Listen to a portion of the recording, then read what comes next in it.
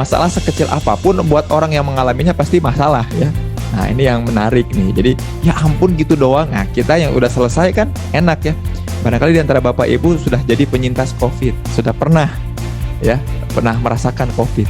Lalu tiba-tiba ada orang yang kena, terus dia mungkin curhat ke Bapak Ibu sekalian, lalu menceritakan soal penyakitnya, terus ya ampun gitu doang. Nah itu kan juga kayak nggak peka ya sebetulnya. Jadi kita perlu bedain mana yang curhat doang, mana yang kemudian butuh konseling ya.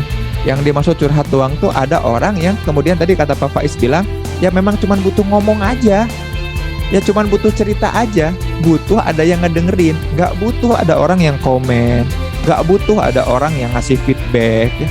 Nggak butuh ada orang yang nanya-nanya, apalagi sok-sok ngasih solusi, nggak butuh. Kebanyakan orang itu cuman butuh ada tempat untuk berkeluh kesah ya. Itulah kenapa sosial media rame, karena orang butuh untuk bikin status. Kan nggak usah dikomentarin, nggak apa-apa pada awalnya ya. Tapi kenapa lama-lama kok jadi butuh like gitu ya, tadi Bapak cepet cerita ya.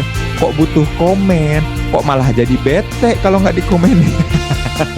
Nah itu ya serunya tuh ada di situ. Nah jangan tergoda untuk buru-buru memberikan saran dan ide. Kenapa jangan? Karena dengan banyak memberikan ide, jadi ada orang yang cerita sama kita, orang yang datang ke kita, yang ngechat, yang telepon, yang ketemu langsung. Dia menceritakan masalahnya gitu ya, keluh kesahnya lah. Terus tiba-tiba kita jadi tergoda untuk memberikan saran atau ide, itu kemudian kita jadi masuk ke skenario hidupnya. Jadi kalau kita bayangkan sebuah film, orang lain itu lagi cerita skenario hidupnya, lagi cerita filmnya. Nah kalau kita ngasih saran lewat pernyataan atau ngasih ide lewat pernyataan, maka kita kemudian masuk menjadi tokoh di permasalahan, jadi bagian dari keluh kesahnya itu.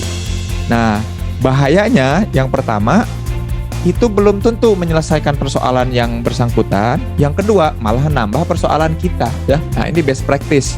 Ketika cerita itu Anda mau apa ya ke saya? Nanti kita cek nih, apakah nantinya itu bisa dilakukan secara mandiri atau malah butuh terapi.